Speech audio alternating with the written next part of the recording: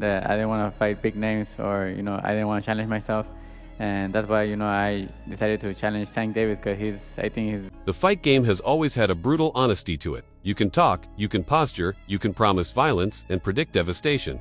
But sooner or later, the bell rings and the truth comes out under bright lights with nowhere to hide. Words don't slip punches. Confidence doesn't block hooks. And arrogance, when it isn't backed up by substance, tends to collapse in the most unforgiving way possible. Few fighters in modern boxing have made a career out of exposing that reality quite like Gervonta, Tank Davis. Tank doesn't just beat opponents, he breaks narratives. He dismantles the versions of themselves they sell to the public before a single glove ever touches another. Time after time, fighters walk into the ring convinced they are different, convinced that the hype around Davis is exaggerated, convinced that his power won't find them. And time after time, they leave the ring humbled, staring up at the lights, wondering how it all unraveled so fast. There's something almost cinematic about the way Davis operates. He doesn't rush, he doesn't panic.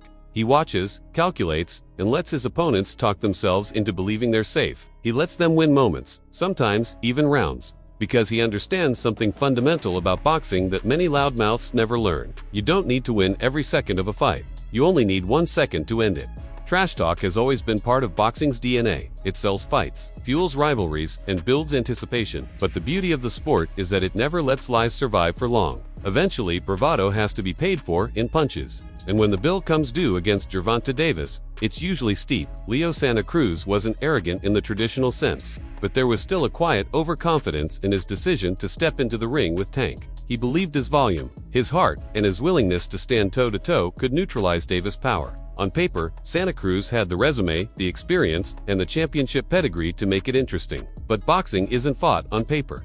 And Tank had something far more dangerous than respect for Santa Cruz's accomplishments. He had a plan. From the opening rounds, Santa Cruz tried to assert himself, firing combinations and showing that he wasn't intimidated by Davis's reputation. For moments at a time, it worked. He landed shots, stayed busy, and made the fight competitive. But every exchange carried a hidden cost. Every time Santa Cruz stepped inside, Davis was downloading information, measuring timing, and setting traps. Tank's left hand hovered like a loaded weapon the entire fight. It didn't always fire, but when it did, it landed with purpose. Santa Cruz absorbed clean shots, proving his toughness and earning respect. But toughness alone has never been enough against elite power. The danger with Davis is that the punch you don't see is the one that ends everything.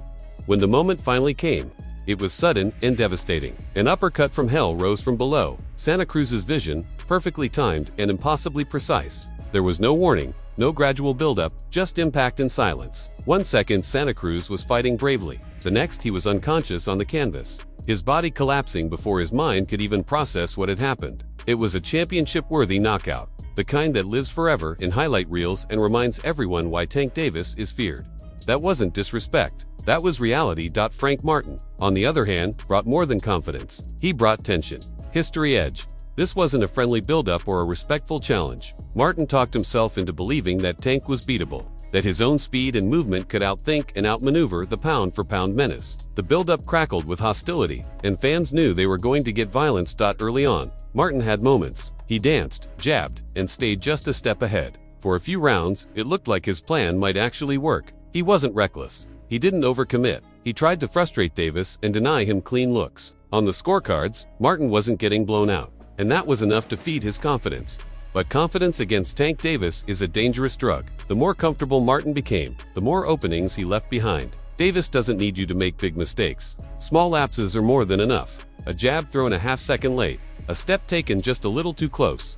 A moment of admiration after landing a clean shot. Tank began to close the gap, doubling up on his left hand, mixing head and body, forcing Martin to react instead of dictate. The crowd could feel it shifting. Davis' offense came in waves now, sharper and more deliberate. Martin was still in the fight, but the margin for error had vanished. Then it happened. A perfectly placed shot dropped Martin, the kind that steals balance before it steals consciousness. Once Davis smelled blood, there was no escape. Uppercuts, hooks, and straight shots crashed through Martin's defenses in ruthless succession. The fight that once looked competitive suddenly looked cruel. Martin had talked himself into trouble, and Tank made sure he paid for every word.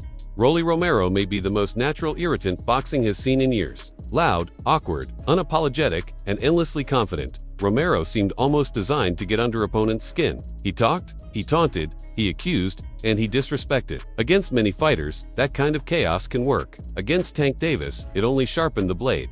From the opening bell, it was clear Davis wasn't interested in brawling on Romero's terms. He boxed, he moved, he feinted, he stayed patient. Romero tried to use his jab and awkward rhythm to disrupt Tank's timing, and for brief stretches, he found modest success. But this was never a close fight in reality. What unfolded was a high-level power chess match, and Romero simply wasn't playing the same game. Davis waited, studied, and countered. Each left hand from Tank carried intention. Each miss was followed by a correction. Romero, for all his talk, struggled to land anything meaningful. His confidence didn't translate into control, and his aggression didn't translate into damage. By the time the fight progressed, the difference in levels was impossible to ignore. Davis made Romero look foolish, dismantling him without needing to force the issue. The mouth that had promised so much had nothing to say by the end. It was a reminder that charisma doesn't win fights, and talking doesn't hurt opponents nearly as much as precision punching does. If there was ever a fight defined by hype, pressure, and public obsession, it was Gervonta Davis versus Ryan Garcia. Garcia came with speed, a massive following, and a left hook that had flattened plenty of opponents. He believed in his power, believed in his destiny, and believed that when he touched Tank's jaw, it would all be over. The build-up was relentless. Words flew back and forth. Egos clashed, and expectations soared. Garcia framed the fight as his moment, his breakthrough, his chance to punish a man he claimed had never faced anyone like him. But belief doesn't make you invincible, and Davis has a habit of punishing fighters who get comfortable too soon. Inside the ring, the tension was electric. Garcia tried to impose his speed, letting his hands go and testing Davis early. He had moments where he landed, moments where it looked like his confidence might be justified. But Tank never panicked. He slipped, countered, and calmly took away Garcia's space. The counter left hand came again and again, beating Garcia to the punch, disrupting his rhythm, and forcing him to reset. Garcia's head stayed high, his balance occasionally compromised, and Davis saw everything. When the opening appeared, it wasn't a headshot that ended the night. It was something far more vicious. A perfectly timed left hook slammed into Garcia's body, burying itself into the liver. The reaction was delayed but inevitable. Garcia tried to walk it off, tried to breathe through it, tried to convince himself he could continue. But the body doesn't lie. Pain like that shuts systems down. Garcia took a knee, and the fight was over. Nobody expected it to end that way. Not the fans, not the pundits, maybe not even Garcia himself. But Davis knew, he always knows, that body shot was proof of his intelligence, his patience, and his ability to hurt opponents in ways that linger far beyond the final bell.